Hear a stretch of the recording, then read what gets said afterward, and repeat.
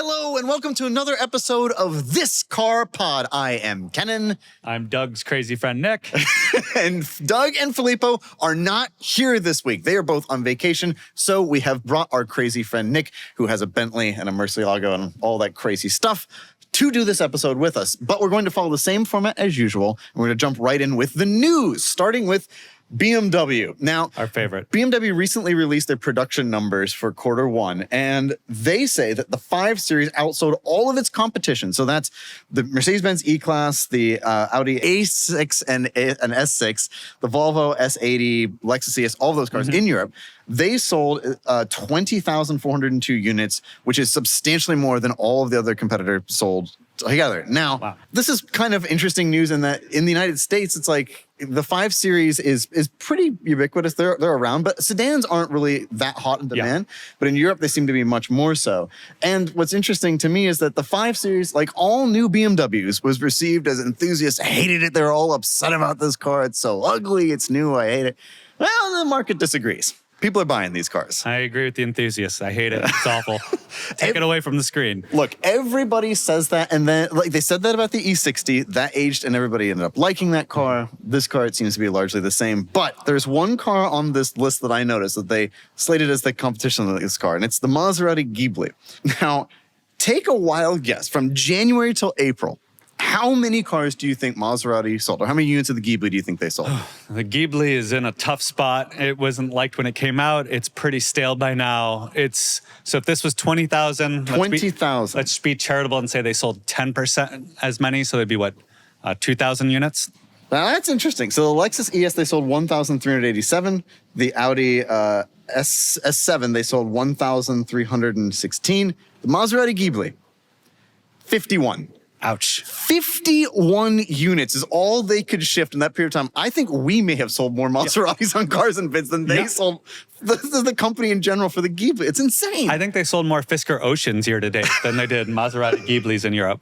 But the whole thing, the segment's kind of dead, like a big sedan. Maybe it is more alive in Europe, but even 20,000 isn't that many, right? Like we're analyzing who did the best at underwater basket weaving. Like it's an absurd competition that no one really tracks. Who cares? So like, I don't know. I still think it's ugly. I wish they had made different choices. I don't think this will translate to US success. I still think sedans are dead.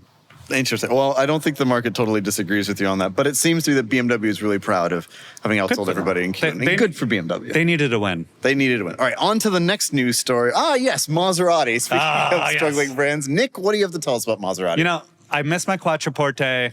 The new owner texts me pictures all the time. And you go to like the historic Maseratis. The brand is pretty cool. Like I have a soft spot in my heart for Maserati. But as you just mentioned, 51 units in Europe. US ain't doing much better. I think the brand is going to die. And that's what the news is starting to rumor is Stellantis, who's in bad position globally across a lot of their brands, are saying, how do we cut costs? What are the underperforming units we have? Maserati, this was the MC20, I believe was the car, was sort of their best stab at a success here. And it's been received lukewarm. They're trading for about half of what they sold for new on the secondhand market. At this point, they've already kind of taken advantage of it. Like I just don't see a path forward. I think that they are going to be cut maybe by the end of the year, but I would put them very high on my goal pool in terms of brands that aren't going to be around much longer. Wow, you don't think they're going to make it at all? It is a shame. They have such great DNA, and honestly, like I like the MC20 a lot. I think it's a really cool car. Admittedly, for its MSRP, it is a lot to stomach with a car that has mirrors they're just reused from a 458. But it is a wonderful car and it is cool. But they cashed in on the Maserati brand with the Ghibli and the Quattroporte of the recent generation, and those cars are just. And the new Gran Turismo, remember that came out? Yeah, and it's hilarious. The running joke in our friend group is, can you tell the old from the new? Or, oh my God, I can't believe that person paid $200,000 for an electric version of that car. Like it's like a sign that you have bad judgment. Maybe I should get one if you own a new Maserati. I see you with a heavily depreciated MC20 in your future. Yeah, probably not that far out either. Honestly, you just keep waiting. It'll get there. But speaking of exotic brands, we transition to another story, and that is Ferrari. So recently, Ferrari registered 2 new trademarks for 2 new models that seem to be upcoming.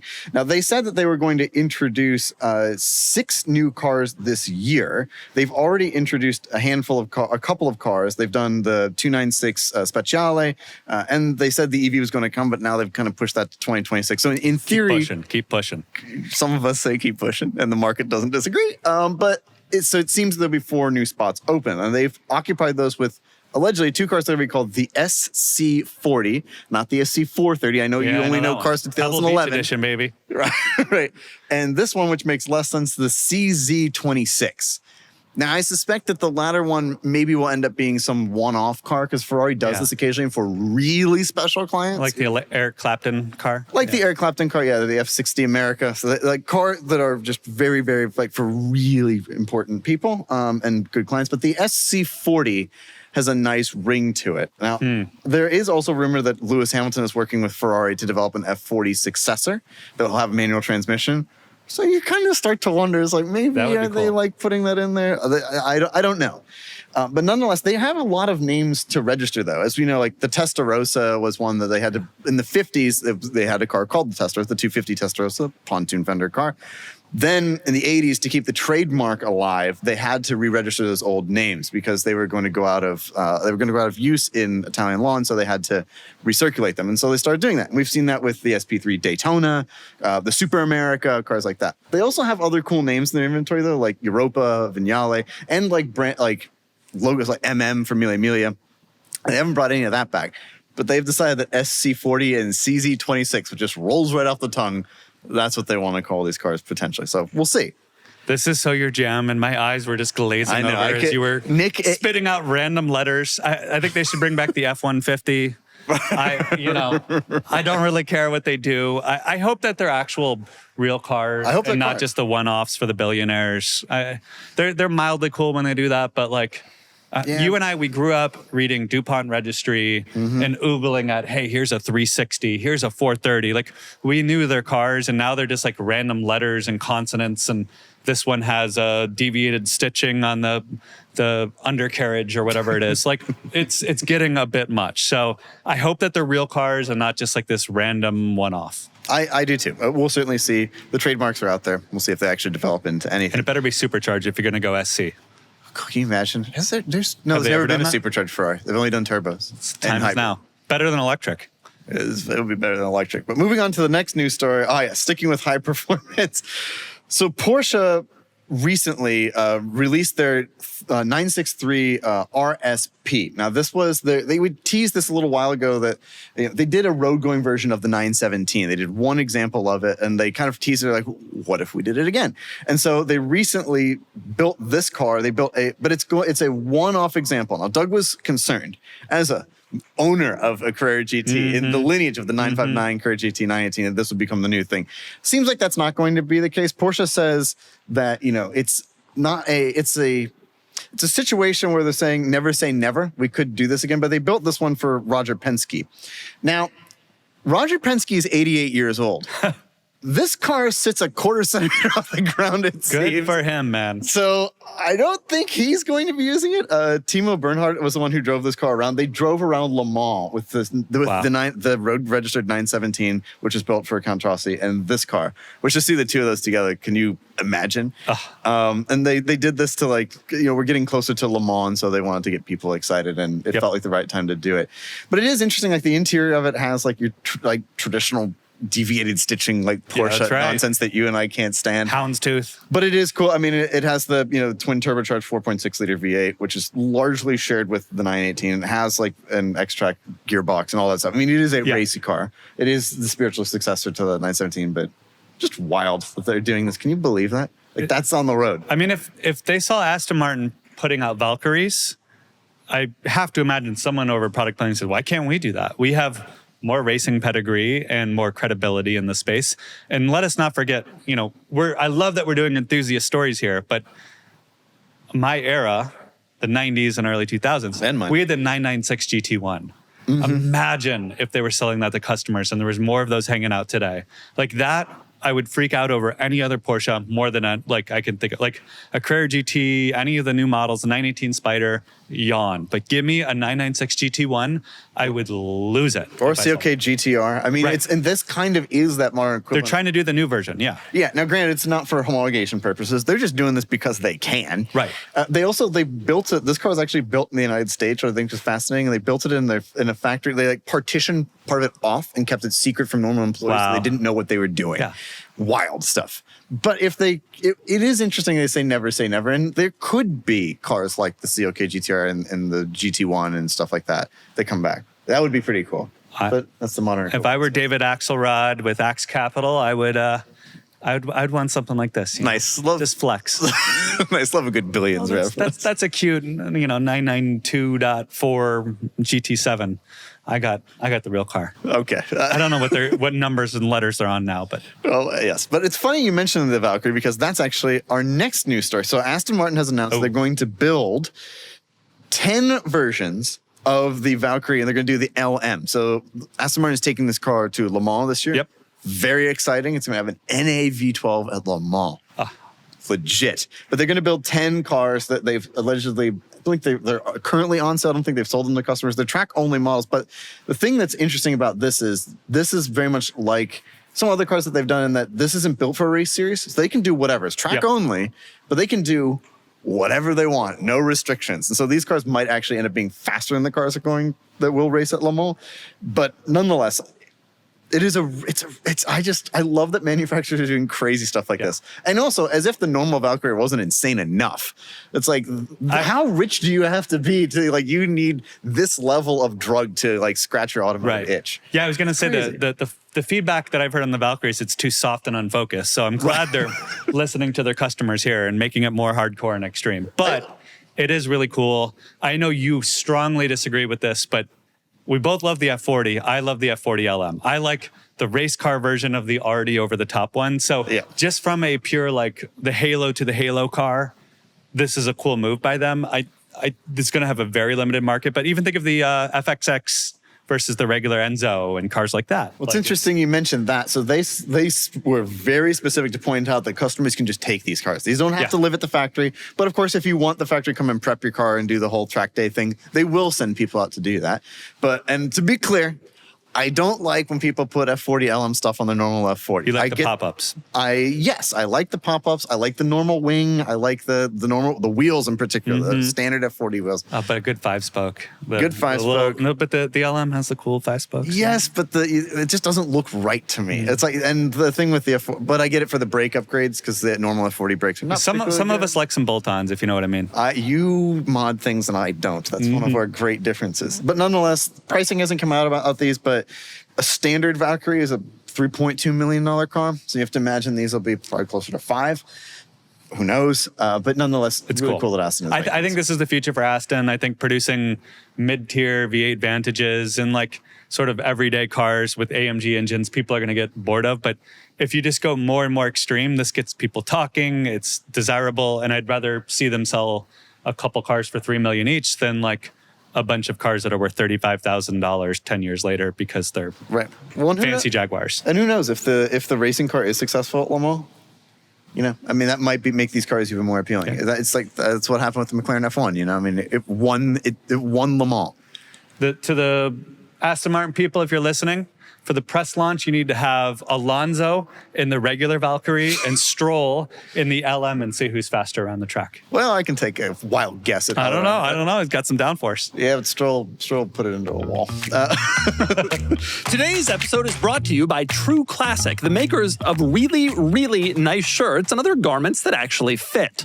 Look, I'm a style icon. My signature 2 t-shirts are known around the globe, but sometimes I want just one nice fitting shirt that's comfortable in all the right areas while adding a bit of definition to my appearance. True Classic has one mission: to make sure guys look good and feel even better. And they've nailed fit, feel, and price across your entire wardrobe. Not just tees, but hoodies, jeans, activewear, everything you need to level up your everyday style. And True True Classic isn't just about great clothes. Their brand DNA is built on being highly intentional in everything they do. On their website, you can use their amazing style guide, which has you enter details like your height, weight, age, and other brands that fit you well to ensure that you're getting the best fit. I've been wearing True Classic for a while now, and from the first piece I put on, I knew it was different. Snug where you want it, relaxed where you need it, no weird bunching, no awkward tight spots. Just a clean, effortless fit that works. Forget overpriced designer nonsense. Skip the cheap throwaways. True Classic delivers premium essentials built for real life. Grab yours at Target or Costco, or head to trueclassic.com/cars to get hooked up today. Again, that's trueclassic.com/cars. Speaking of English brands, we move on to Jaguar. Nick, you want to talk about good day, Jag? mate. Oh, no, it's not English. Yes, Jaguar, another favorite brand of mine. I love the XKR, XK120, the E-Type, and nothing made sense. So they had this disastrous rebrand. They were going to go into $100,000 plus EVs.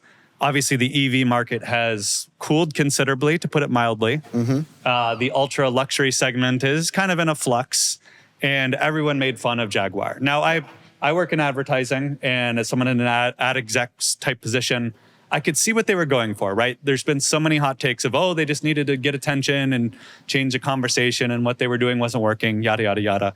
I think they looked at a like GQ magazine and said, how does Louis Vuitton or Dior or Gucci, they have these like weird sort of sexually ambiguous models and like high fashion, and that's how they portray luxury. So I think they were trying to go with like a very ultra luxury mode, but this was a failure. All it really did was get people talking about how bad their ideas were, how bad the brand has fallen. Like it was all negative publicity. And I think you'd be crazy right now to be building all EVs. There's no one doing that successfully. I can't believe Lucid is still around, other than they have very deep pockets from their investors. You look at Karma, I can't believe they're still around. Tesla is clearly not doing well for reasons both in and out of their control. But the EV segment is really tough. So I think Jag threw a Hail Mary pitch. It got intercepted and ran back, to use the sports analogy there all the way. I think they're done. I think they're probably going to private equity right now and trying to find investors and saying, look, we'll roll out a new ad campaign, we'll rebrand again, but I can't see coming back from this. So you think Maserati is going to die? You think Jaguar is going to die? Yeah. And you think that maybe some modern EV manufacturers are going to die? Yeah, all the modern EV brands, short of Tesla, and Tesla's not in a great spot either, but I think a lot of them are going to die. Rivian will be okay. So not all. So there are. And like BYD, anyone that's heavy in APAC and doing well in APAC will be fine. Yes, any of the Chinese manufacturers, it seems like this is just the beginning of how great they're going to do, it seems. But I think more will die. Like Chrysler's down to one model. That's not looking good. Alfa Romeo, to the point on the earlier podcast, the local dealership there is pushing used Mercedes harder than they are the new Alfa lineup. I think they'll come out of the US. I don't think they'll die entirely. I think Aston has a little longer runway, but if they don't get some traction somewhere soon, I think they could be in a tough pickle. Jag is obviously dead on arrival. I think there's a few others I wrote down in my notes that don't look very good, but it's getting tricky out there. It is interesting. And it is true, this ad campaign did get us all talking about Jaguar, but none of it was positive, like you said. So I don't know. It would make me sad to lose Jag for the cars that we love from their past.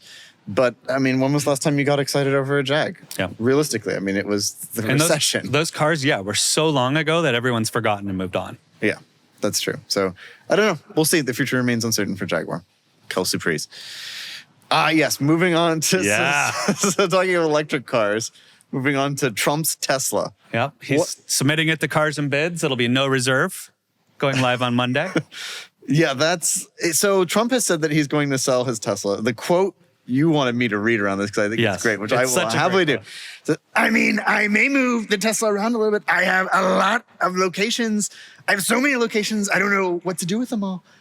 Well, he should sell it here. That's what he should do, is sell it on Cars and Bids. Based on how well the ex-Trump Diablo did, I think he'd do really well as a business model to just drive it around a little bit and flip it. Kind of like I do with the Bentley and all of my cars, right? Like he could film some content. Like I'd be all for this. But he doesn't, there's a little bit of a breakup in case you're not paying attention to the news. I don't think the president, not the Trump, the president's allowed to drive his own car, is he? No, I mean, Biden did that thing where he drove his C2 Corvette, but it was on a closed airfield. Yeah, just in the driveway, wasn't it? Or did he go to an airfield? For the Seinfeld thing, I think they drove was Obama. Obama but I drove. think liability reasons, they don't want him driving because what if he hurts himself or whatever? Well, exactly. But no, that they closed down an airfield, and he did it with Jay Leno and drove like around this airfield. And it was the first time he'd driven a car since before he. Dude, that would be all of my executive time. orders. Let me just close down airfields and race. Drive your Mercy. Yeah, that's right. But what I'd like to make the point is to the president, if he's listening. You know, Biden's ATS-V sold with us. Are you going to let Biden beat you? Are you going to let him sell his car with us and you're not going to do it? You have to bring it here. It's the best place to sell a car. All other places, losers. But nonetheless, I think this whole situation is crazy. The whole Elon busting and it's all insane. But that quote this week was wild. The other famous quote was, there's screens everywhere. And that's exactly how I feel when I get into a modern car. My newest car is a 2014. And it's like when navigation was an option, people paid a lot extra for it to have a screen. So I feel the same way. Screens everywhere. Screens everywhere. That's extraordinary, but not a surprise. Sometime soon, someone will buy his Tesla. And you think they'll make that quiet? No, I don't think so. If he got a special VIN, he should ending in 4.5 or 4.7. I do. I do wonder if he had a special VIN. He should have. That's the least Elon could have done. The very least, but yeah, alas. All right, that concludes the news segment. We have to move on. We want to move on to the Talking Cars segment. Now, you have a lot to talk about when it comes to your car, so let's start right in. Let's start with the Mercy. What's going on with your Mercy, Rose? All right. I've kept it a little under wraps, but this is a great opportunity to talk about it. So I've had the Mercy now 2.5 years, a little more. Mm-hmm. It's an E-Gear car. I'd say I've wanted to swap it since I've gotten it. That technology basically didn't exist or wasn't finalized until mid to late last year. Yeah. And I've talked a few times on this podcast about doing it. I've probably spent 6 months talking to everyone that does it, getting quotes, talking to them. I finally pulled the trigger. And so the car was shipped out about a month ago. The swap is done. They've driven it a couple hundred miles. They've QA'd it, and it's supposed to get shipped back this week. So I'm going to soon be a stick Mercy owner. Wow. I drove another converted car as well. And it's so sublime. But this actually all started because I wanted to sell the Mercy. Mm-hmm. And I was going to sell it on Cars and Bids. The E-Gear values are still pretty weak. And the manual values are still 2 to 3x. Mm-hmm. And you just look at it and think, this is so dumb. Why would someone pay that much more for a manual, especially if you intend to drive it and not just put it in a collection somewhere? So the manual conversions are expensive. I got quoted anywhere from 40 grand to 100 grand to do it. And that's what everyone wants to ask. And I think the delta in the values between an E-Gear and a OE stick are more than 100 grand easily, double, triple that.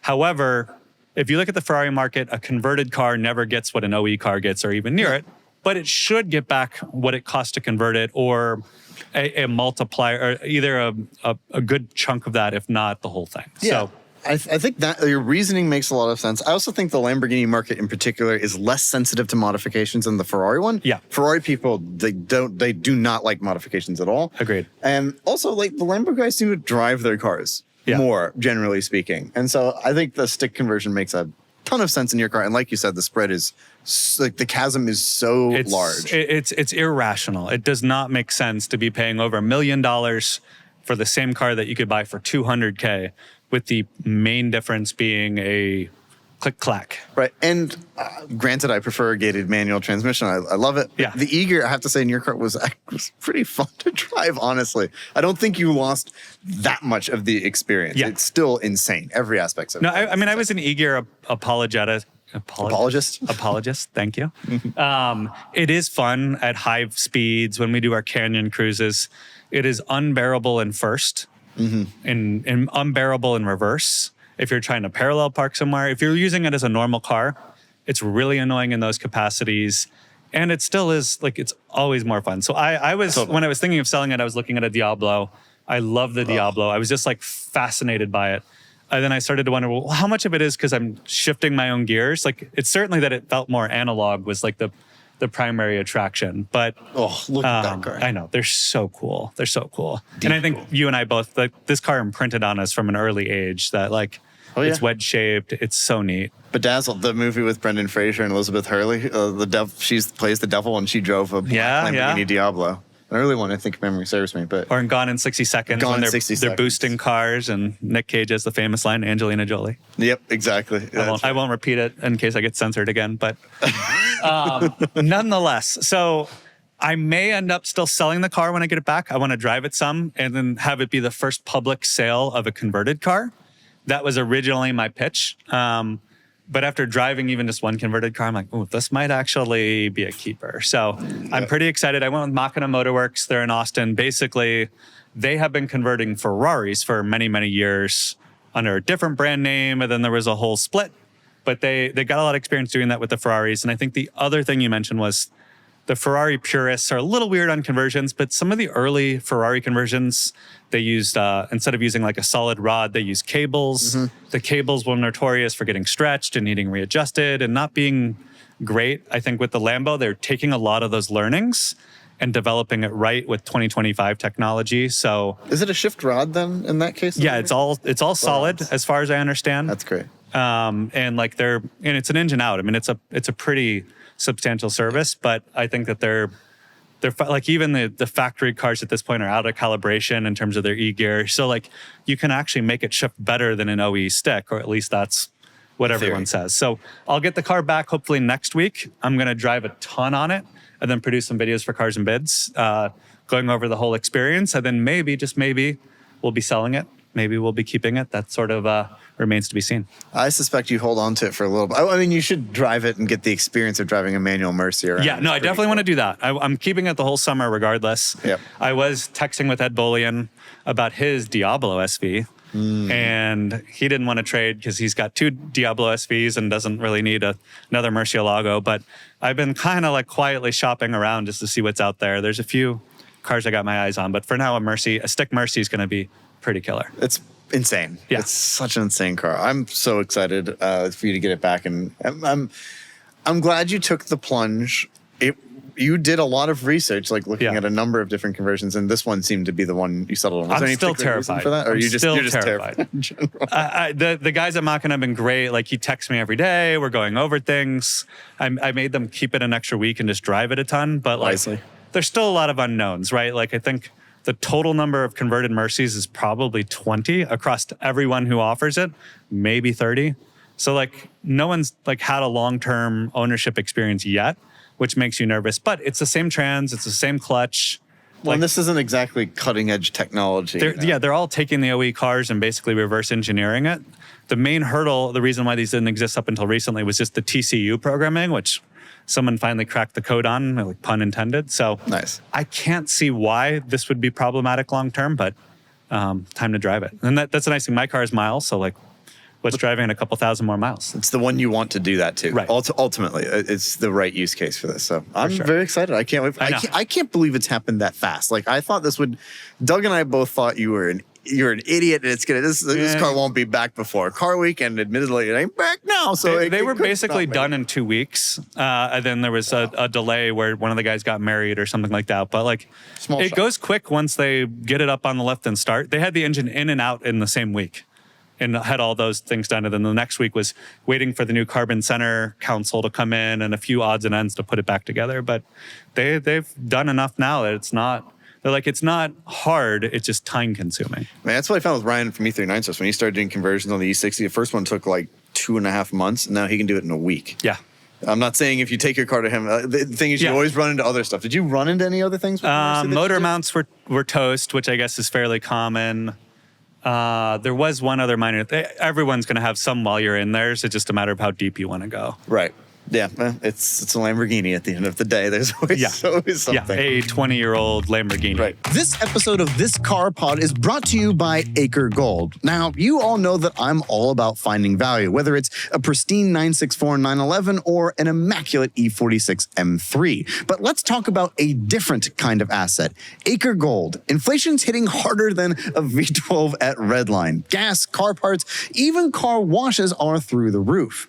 Acre Gold lets you invest in real 24-karat gold bars for just a few bucks a day. It's like buying a classic car that never rusts. No finest degree needed, just pure, shiny gold delivered to you. Go to getacregold.com. Protect your money. Keep it golden. That's getacregold.com. But this isn't the only car you have, not really interesting car. I'm looking at the front of the very stately Arnage. What's the latest with the Arnage? The video went live. The video went live today when we were filming this, so Wednesday for you all in the future. On the Cars and Biz channel. On the Cars and Biz channel. Actually, it's, I think, the 6th in the series. So if you haven't, check it out. It's a lot of fun. It's not getting the views that some of the other videos do, but we have brought it back from the dead. I mean, it showed up. It was an $18,000 car that a door didn't open, a window didn't go up. It had every light illuminated in the dash possible, which is impressive. You had to turn the brights on and the cruise control on to get all the lights, but we could get all the lights. I mean, just absolute basket case. I have spent 10 grand on it, on an $18,000 car. But it is so nice now. It gets like literally someone, like as I was leaving my house, gave me a thumbs up, like a random landscaper. Like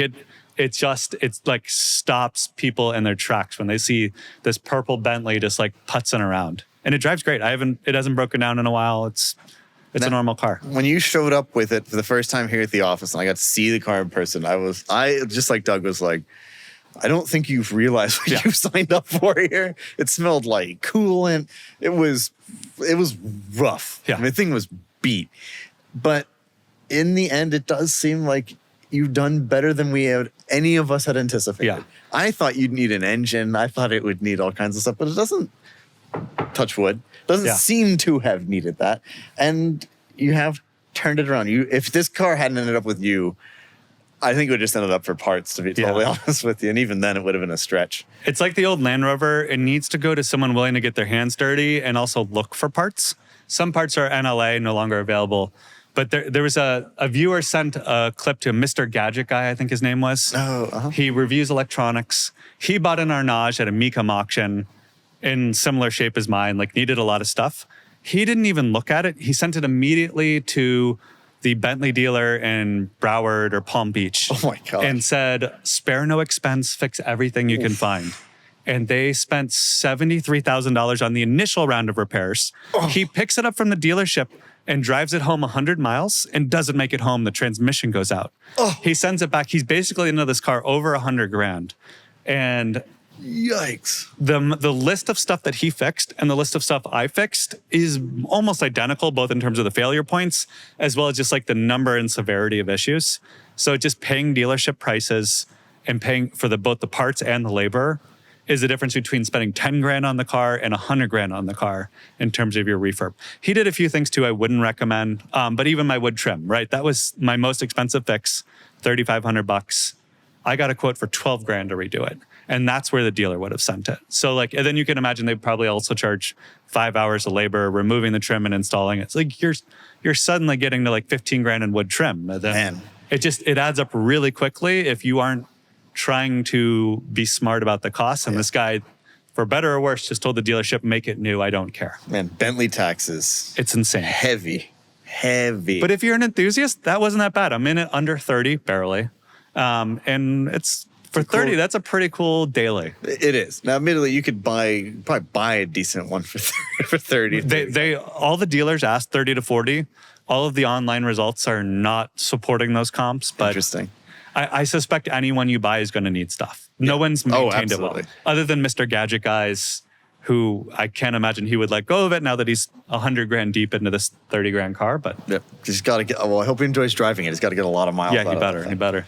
Well, so I'm glad to hear the Bentley's coming to show. I can't wait to borrow that thing. I've dreamt of driving in an RST. It's yours next week. Oh, I cannot wait to report back on that. Hopefully no issues. Again, touch wood. Yeah. But touch very high polished, nicely veneered. Veneers, yeah. But nonetheless. It's such a special car. It is so special. I'm glad you're going to hold on to that one for a little bit and enjoy that car. Man. God, your garage. I was maybe going to sell it earlier to get a Multipla. I put a deposit down on a Multipla. My dude showed up. It was so rusted he could bend the frame. So we're back to the drawing board on the Multipla. But until I get the next project car in, I'm keeping this one. So I'm on the lookout for an appropriate level of project car, not too far gone, but not too nice.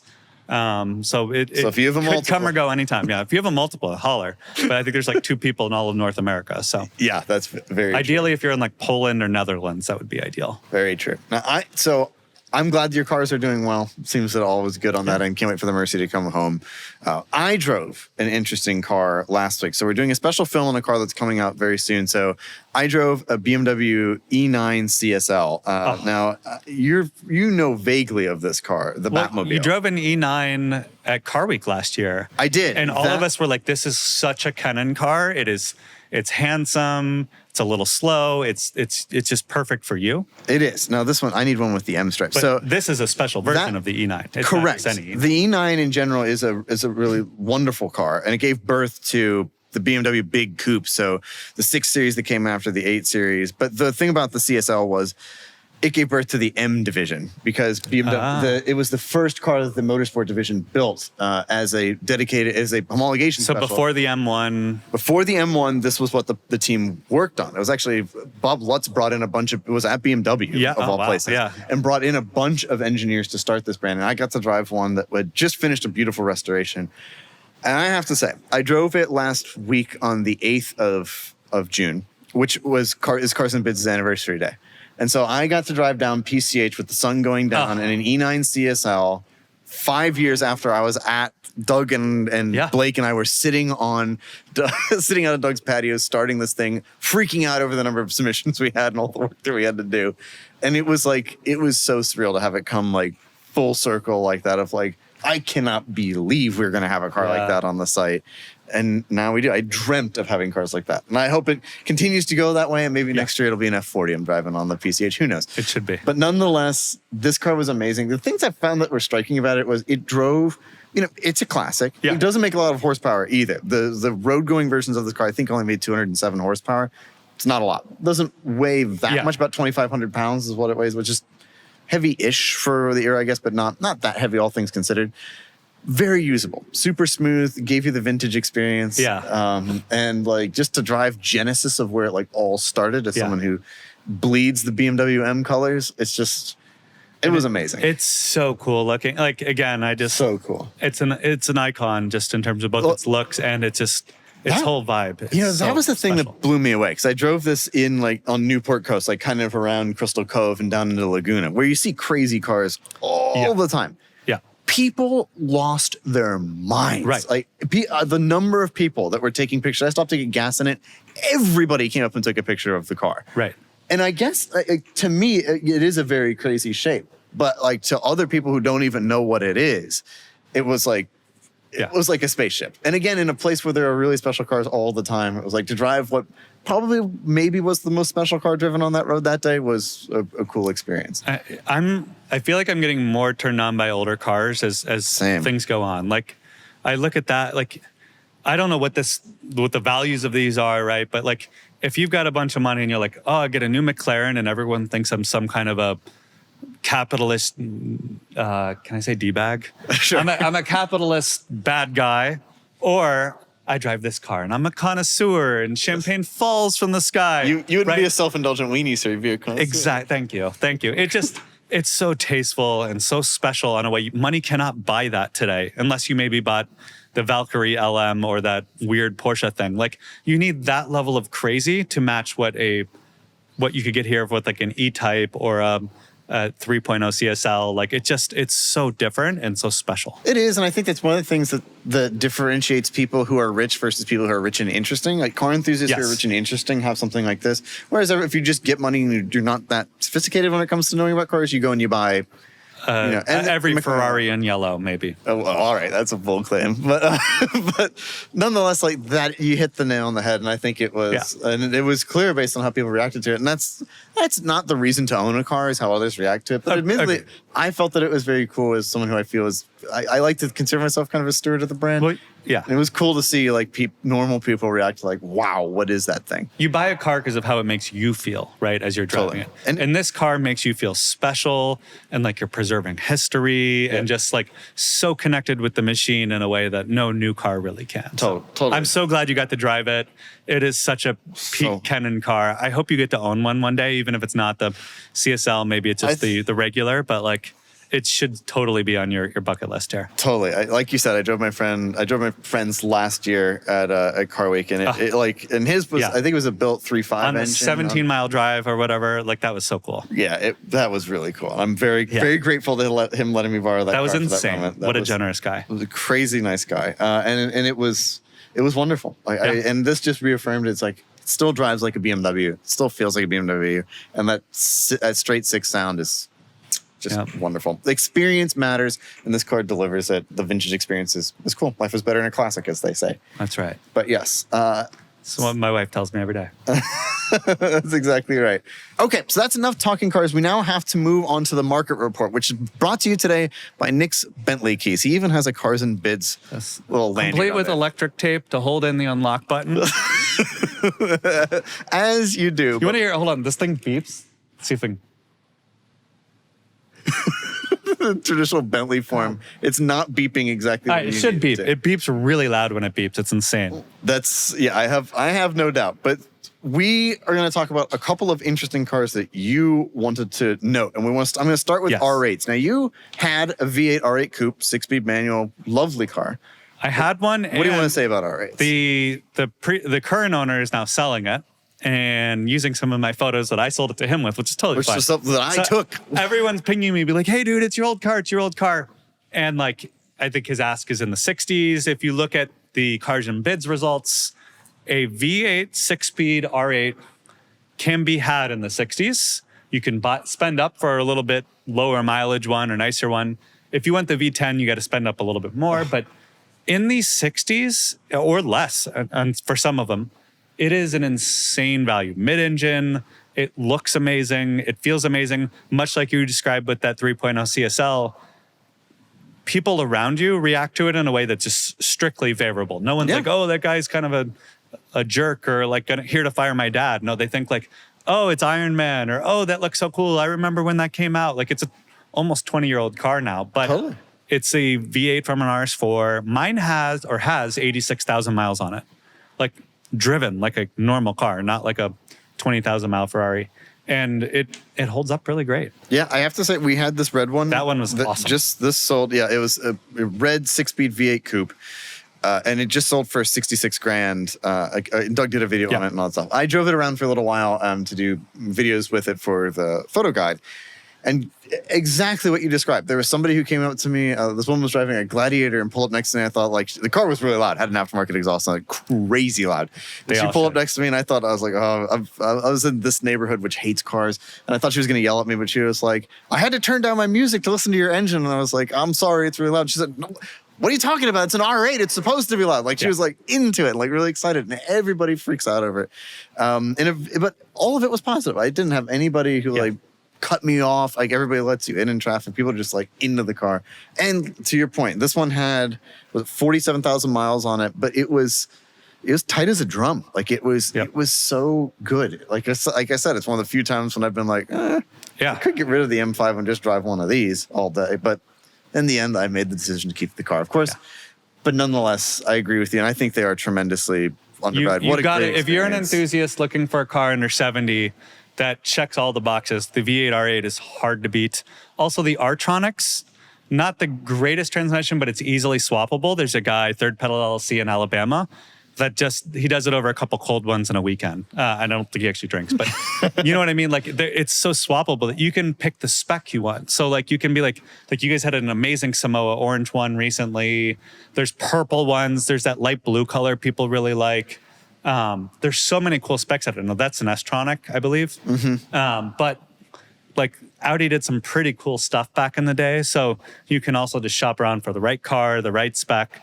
They're out there. They were available enough that it's not like impossible to find one. So you can be a little choosy, but like, there's a lot of options at a very reasonable budget. The R8's great. And you hit on actually a really interesting point there. I think with conversions in general, tie back what you said to your Lamborghini, it's a little off topic, but I think these conversions open the opportunity to own spec. A lot of the F1 equipped cars, and this applies to Ferraris too, it was an expensive option to have. And so if you did that, you tended to do more interesting things with them. Now the idea of being able to take that, remove the transmission that hasn't aged all that well, aspects of the transmission that haven't aged that well, go back to a 6-speed manual. pretty appealing. Yeah. Now, I will say, like, do you cover your spread as much with an R8? No, because Probably the not, manuals are pretty close there, I think.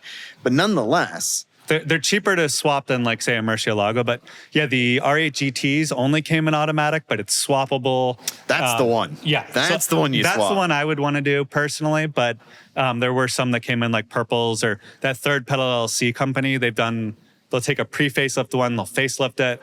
They will manual swap it, and he's done it on an orange one as well, and like a purple one. He's done some like pretty crazy specs. So yeah, you buy the car you want regardless of the transmission, rather than saying, "Oh, I want the transmission," and having a narrower pool. Also means if you only got like less money to buy the car, you can buy the car now, drive it as an auto for a year, like Sean's doing with his 360, and then swap it as funds become available. Right. Let's put some pressure on our producer to swap his car to a manual. No pressure.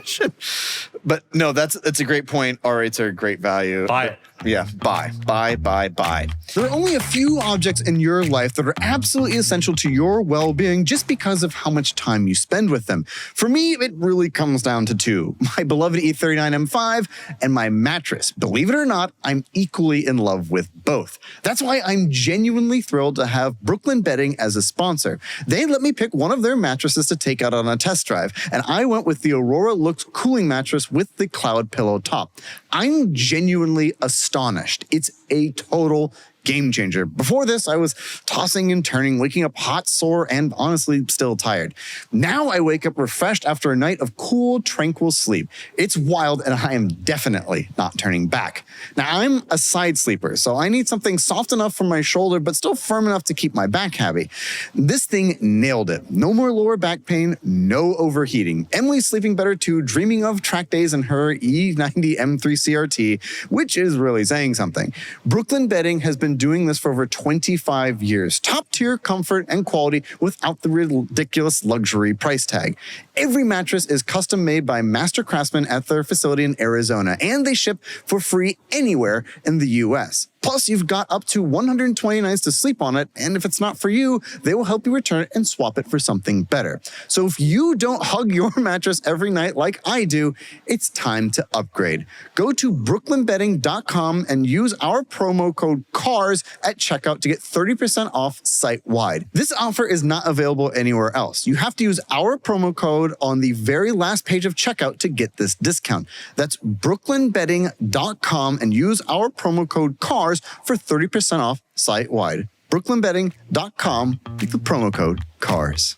Next story. Yes, so we're moving on to, there's another car, and I agree with you on this one that's live on Cars and Bids. It's really cool. C43 Waggy Wag. This car is so cool. Now, by the time this airs, this car will have ended. It's currently sitting at 12 grand. Look, this generation of C-Class in general, the C43, I think is an incredibly special car. You can kind of see it in the shot of Nick when you pan to it, that there's one in the background there, right? There it is. And it is, I am astonished with how solid that car feels. Like, considering the E36 was its competition at the time, that car is just in a different league, and the wagon is so damn cool. Yeah. And now we're seeing them more frequently. Over here with US titles.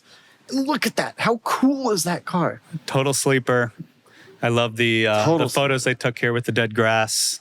Yeah. Yeah. Photos definitely matter. I agree. I would take it a different But I mean, you can get the point. You can look, there's been like 2 that have sold as far as I've seen. So the market still hasn't been set yet, but it seems like they're pretty good value for the money. Yeah. And way more special, way cool. Like, this is a car I would freak out at Cars and Coffee, but you could use it on a daily basis, no problem. Totally. I agree with that. I'm eager to see more of them come into the country, but also finding them is not particularly easy in Europe. They aren't that common of a car to begin with. But I think this generation C-Class is generally underrated. The AMG ones are particularly desirable.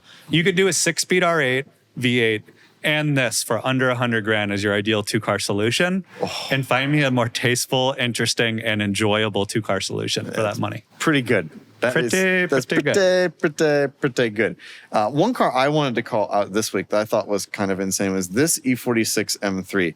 Now, you like the E46 M3. Love 'em. You've kind of said that you might consider dabbling in one. This one I found was interesting. So this was... That's what she said. This is an 04, so a late production E46 M3 coupe. Oh, a modded one. 50,000 miles and 6-speed manual, Imola red.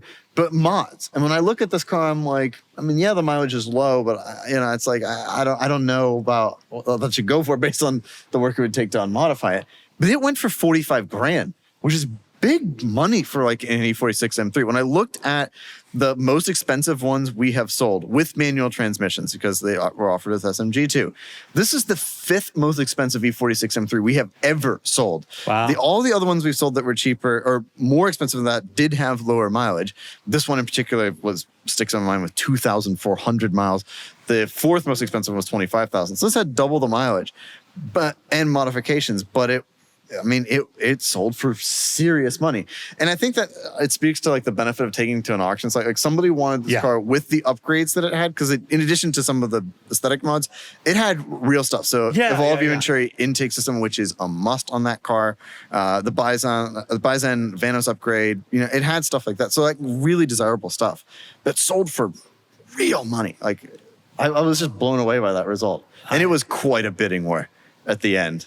It was 2 people who really, really wanted it, and they just went back and forth for a long time. The bidding war is the greatest. Love watching them. It's the best. Don't like being part of them. Nope. But congratulations to Hawksford on taking this one home. What a car.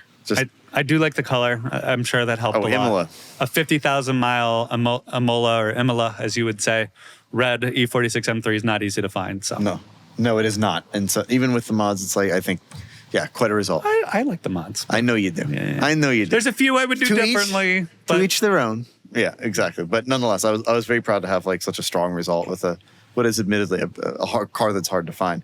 The last result I want to talk before we get over to the question section, we had an interesting 964 that sold on the site.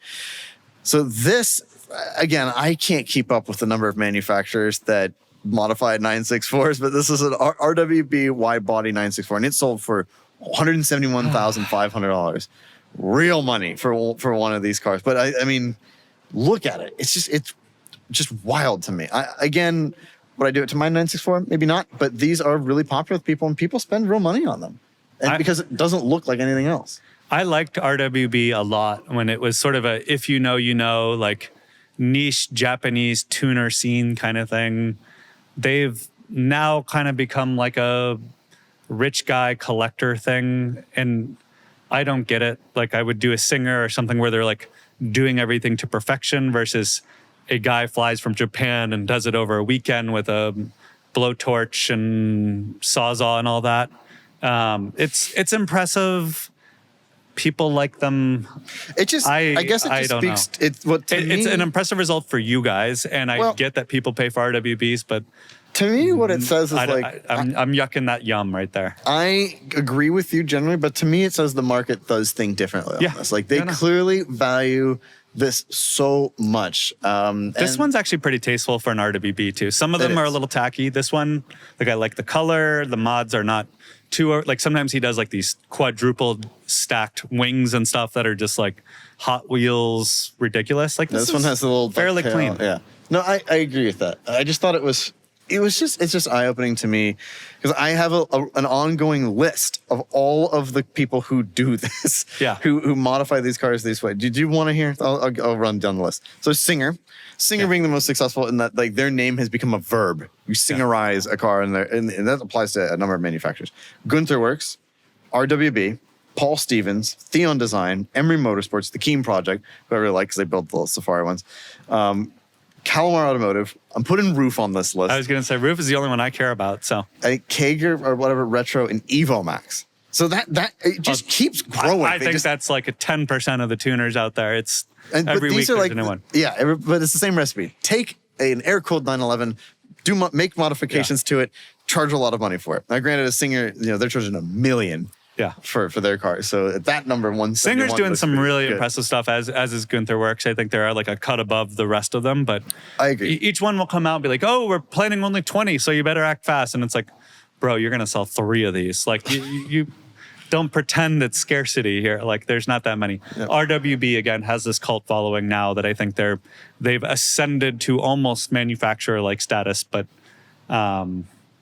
or certainly lauded that way anyway. But nonetheless, a very strong result. I would rather have your modded red E46 M3 if I had to choose between the two. Dang. Save yourself $110,000. I would take the rest, that $110,000, light it on fire, and take the E46 versus spending the money on that RWB. That's a bit strong. I think what you'd do is buy a C43 AMG Wagon and an R8. Yeah, I'd buy all three of the cars we just mentioned over that one and light the rest of the money on fire.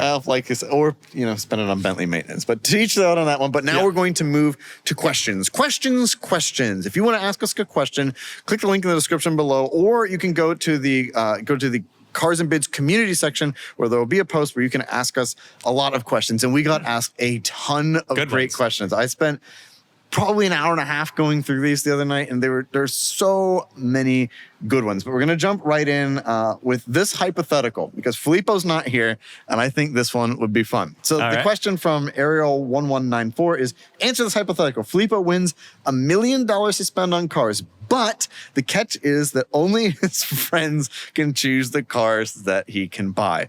What would we put in Filippo's garage?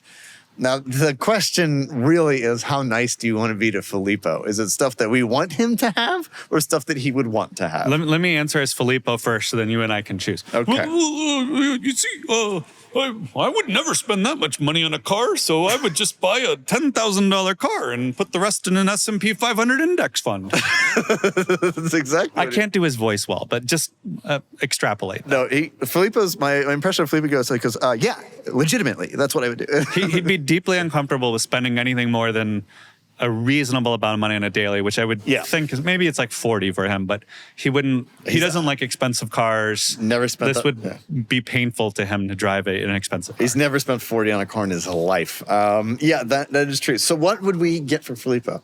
For $1 million.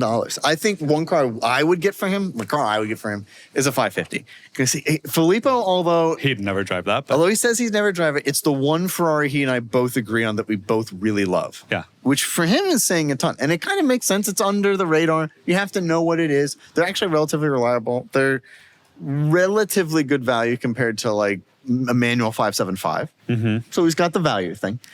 And he's Italian. He's Italian. He had a 550. He'd be like the character in Ferris Bueller's Day Off, Cameron, where like his dad had the Ferrari and he was too nervous to ever drive it. And then one day he snaps and he drives it and wrecks it. That would be Filippo with a 550. He'd have a really bad day, go hoon it, and that would be at the end. It could get scratched, breathed on wrong. A pigeon could crap on it. Who knows? I like that choice. Okay. It could be. So that's one car to choose from. What would be a car you'd pick for him? So he's been talking forever about getting a 911. A 911. So I'd get him a new one since we have a big budget to spend. And that way he has a warranty and he doesn't have to worry about wear and tear. So I'd probably get him the hybrid since he's practical. Okay. All right. That's a reasonable one. That'd be a good getting around town kind of car. That would be a good one. The problem with Filippo is that if we're getting cars that we actually want, you could get it. It would end up being 50 cars or 100 cars because you could get that for $1 million. So I get him like a Fiat Panda 4x4. Oh yeah, because he really likes that. The Multipla. Get him a Multipla. Yeah, first gen Multipla.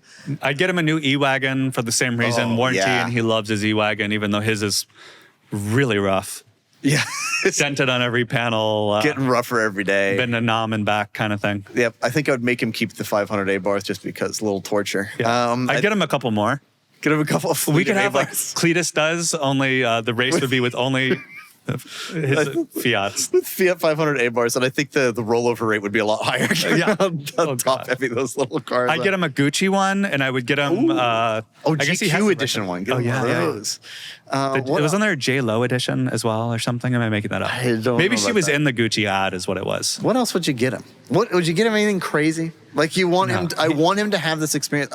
Well, okay. He loves the Corvette. I would get him the new Z06 or whatever it is. I think I'd get him a C7 ZR1. He actually, because he talked about it. He likes the C7 a lot, and actually this one is pretty tasteful, kind of under the radar. I think he would actually like that, and that's what we get him.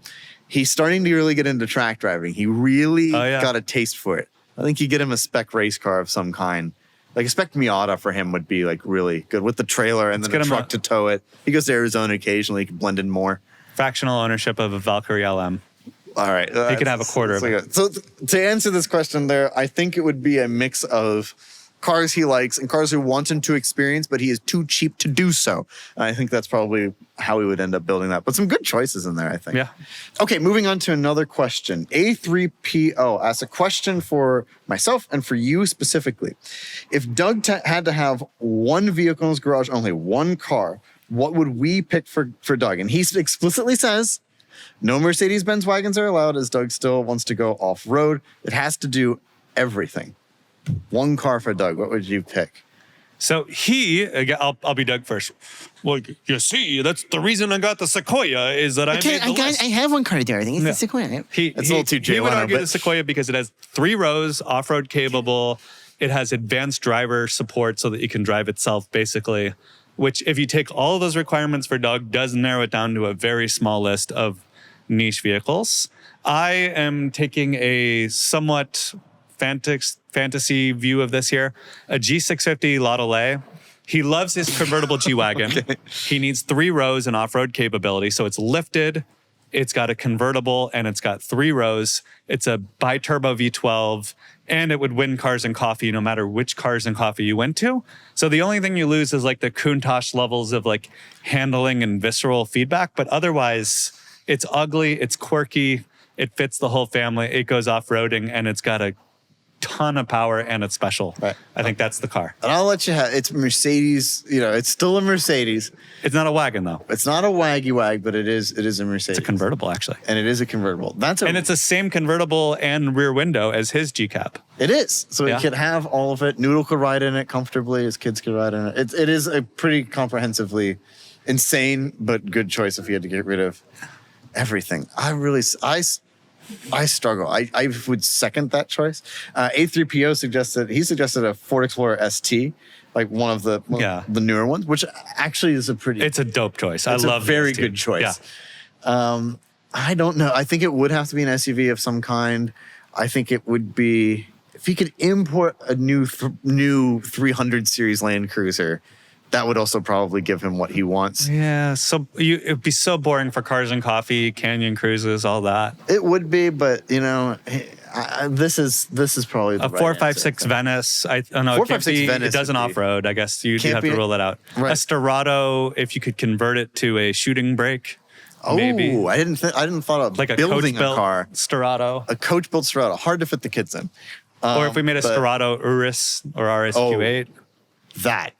An Ital-designed Columbus with like a LS swap, maybe. I have no idea what drivetrain is in that car, but it can't be BMW good. V12. Oh, that's right. That's right. An F1 engine. Right. Yeah, right. Exactly. Interesting. I think that the Landaulet is probably a pretty good choice for Doug on that one. Moving on to the next question. Turtle from Entourage. Yeah, my boy. asks, pretend streaming doesn't exist. Easy for you for most of your cars. What of them. are the 5 CDs you would have to bring for a long road trip? That's a tough one. For you, I feel like some Nelly album has. I would say all my you. cars have had CD changers recently, so I've had to actually do this. And I picked the CD that matches the car. So the P38, I had the Nelly Country Grammar album because Yep, 'cause you mentioned- down in a Range Rover, Street Sweeper Baby. Yeah. I don't know how much of that song I can actually sing aloud, but you got the Your rest. impression, you could sing the whole The thing. Bentley came with a Marvin Gaye CD in it, no joke, which is No way. so perfect. I then broke the CD player, so it's permanently installed. I prefer audiobooks and podcasts, so from there, I listen to 90s punk rock. I think NoFX, Pennywise, No Use for a Name, Lagwagon, all these bands would get really tiresome on a long road trip. If that's all you had to listen to, my family would murder me. So I would probably just say like a good audiobook. They're interesting. I think that's interesting. Okay. Or this car pod. Nice. Put that on The a whole CD. back catalog. Yeah. I think for me, it would be I want a rock album for sure. Like a slightly more modern one. I'm from Ohio, so Black Keys is my favorite band. So All right. I think having Brothers is still an album that to me works every single time. Having that for a road trip is really great.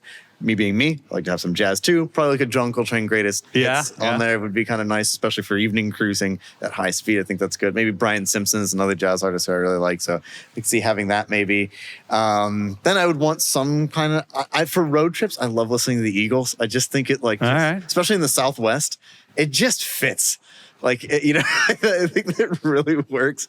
And again, like I really like classic rock. So and I'm a big Doors fan. So one of the Doors albums, like I'm not exactly sure which one I would want. But one of the Doors albums would make me pretty happy.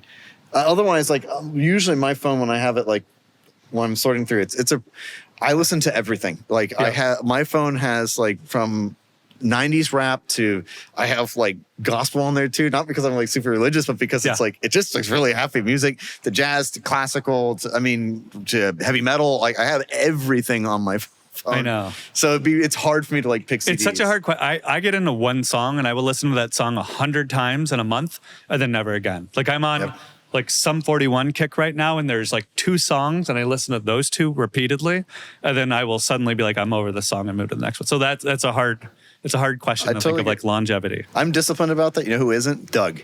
When we launched this company, he played the same song on loop, and we were all so busy. He played the same song. I calculated for 8 hours. It was or 6 hours. It was 104 times we listened to the same song. Wow. So yeah, he's not careful about that, but I agree with you. All right, moving on to another question. Matlock J asks, what is better when purchasing a pre-owned vehicle? A 5-year-old car with 40,000 miles or a 1-year-old car with 90,000 miles, assuming that the price is the same? What is your thought on that? I have some thoughts right away. It's such a broad hypothetical. It is. Personally, I would be tempted without knowing anything else, and there's a lot of unknowns here. I would go for lower miles over new. One, because I'd be worried about anyone that put 90,000 miles on a car in 1 year. Like, that's just really hard on a car. That means it's driven a ton every day. I would have to worry about oil changes and maintenance and all of that. Like, who in their right mind would drive that far and not be a total crazy person? See, you say that. I will raise you. Yeah, that Cullinan. This Rolls-Royce Cullinan. That was one owner, and in 5 years, the guy did 114,000 miles. Okay, but do that in 1 year now. But no, 90 versus 114,000 isn't that much different. But think of it. Realistically, to do that, you're on a highway. A car is at 2,000 RPM cruising. That is the easiest thing you can kind of do to an engine, as opposed to ringing it out every time you use it. Like Alex Roy's E39 M5, I think has 75,000 miles on it. They're the hardest 75,000 miles that have ever been put on any car. But I think that he takes care of it. But like, they were really hard, aggressive miles. So I don't know. In either case, to me, you buy the owner. If it is somebody who did 90,000 miles on it, did the oil change like every week when they got home from having to go check windmills or something, whatever they were doing. Yeah. You know, like that, then I could see that. And if it's a 5-year-old car with 40,000 miles, but the person has had the oil changed twice. Yeah. You know, that's kind of where it really depends on the owner. All of these cars built in the same factories by the same people. It's the owners and the journeys those cars go on to live that are different from one another. So I think it really depends. But nonetheless, this car sold for 170. Unbelievable. I want to shake that guy's hand. Kudos to them for driving it. I generally agree with you, other than there's a lot of like gaskets and O-rings and stuff in a car that over so many heat cycles go out.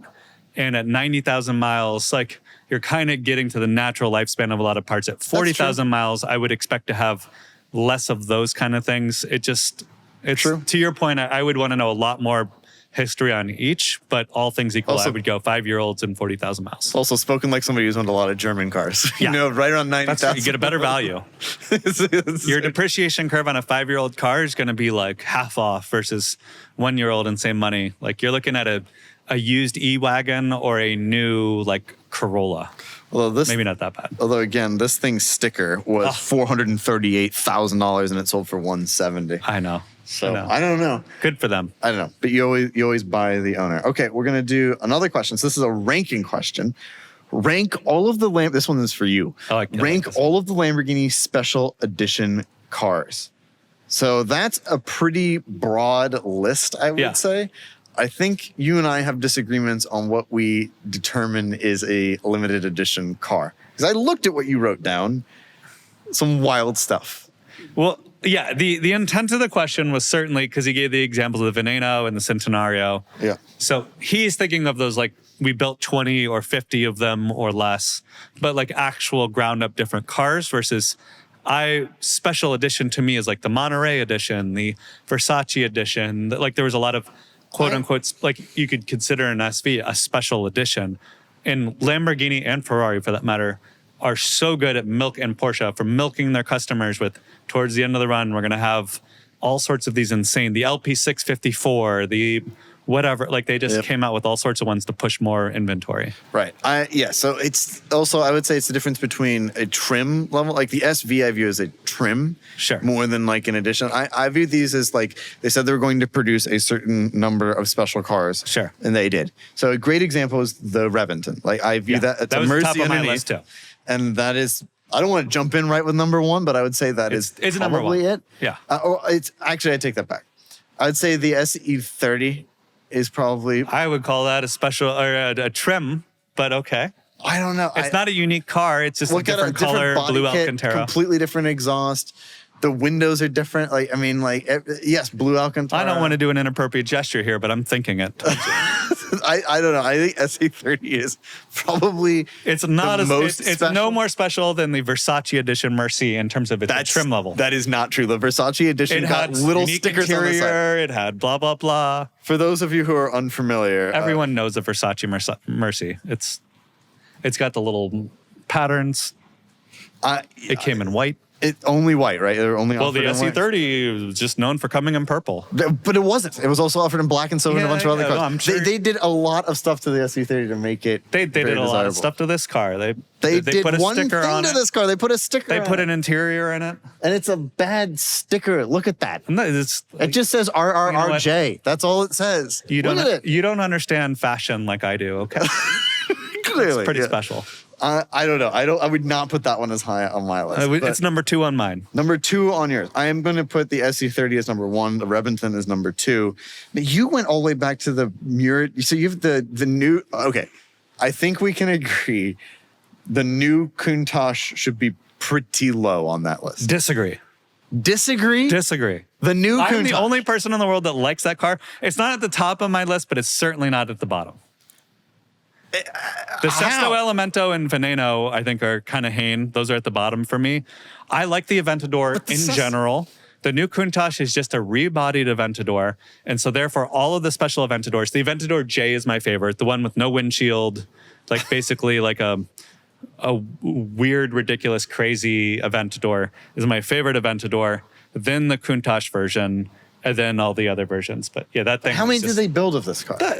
A couple, probably. About as many as any of those specialty Porsche builders you mentioned earlier, other than Gunther and Singer. Okay, so is this a one-off or is this a special edition? Define special edition. It was More special. than one. You said it had to be like production, like 25 to 50. Okay. It's, to me, that's the best Aventador, followed by the Countach. Actually, this lineup here, that and the Yeah, see? Roadster.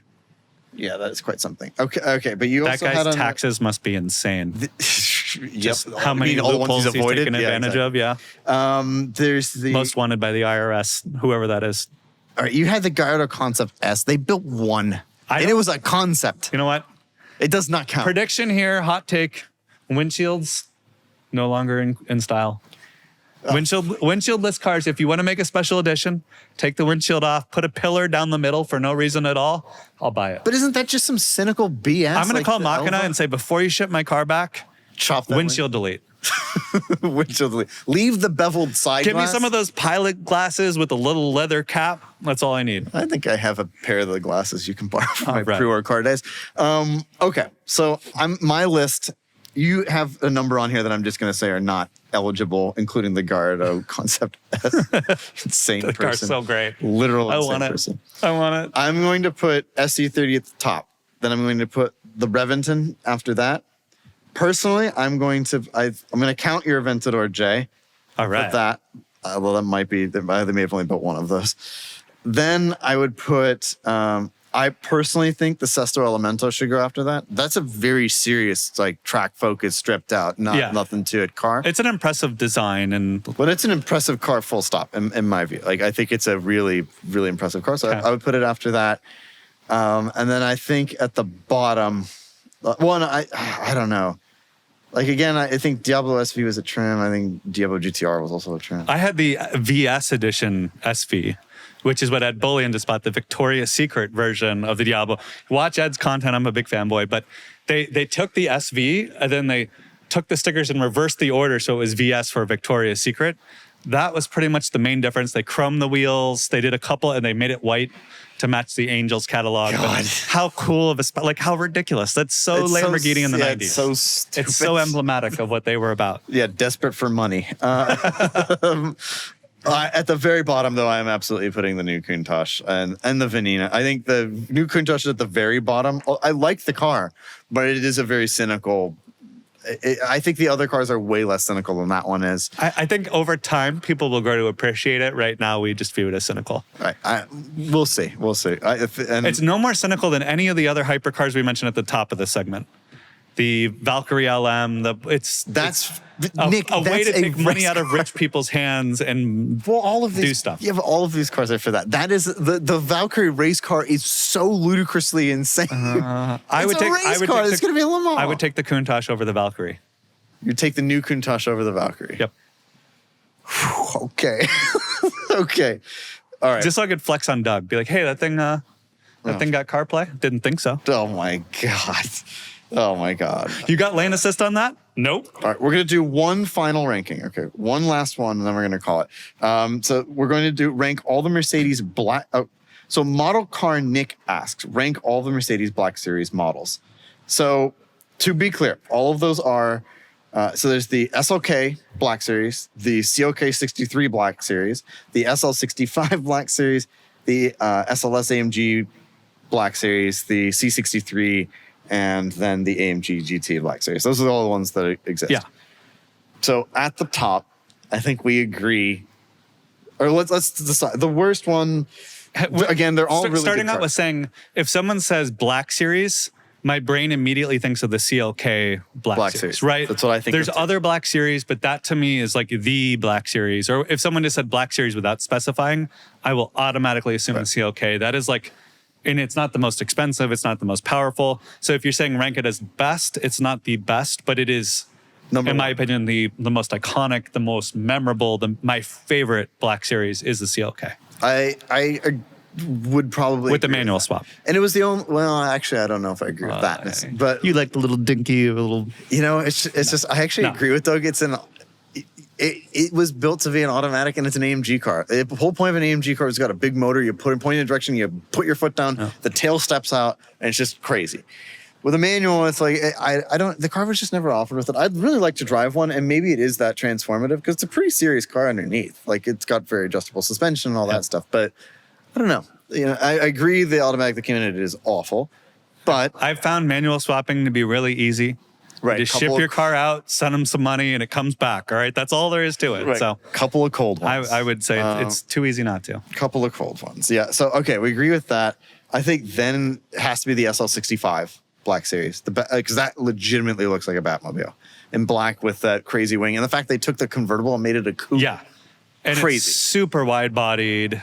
Like super wide bodied. It's so over the top for Mercedes, and Mercedes is so conservative traditionally that like it's just hard to believe they did that. Wow.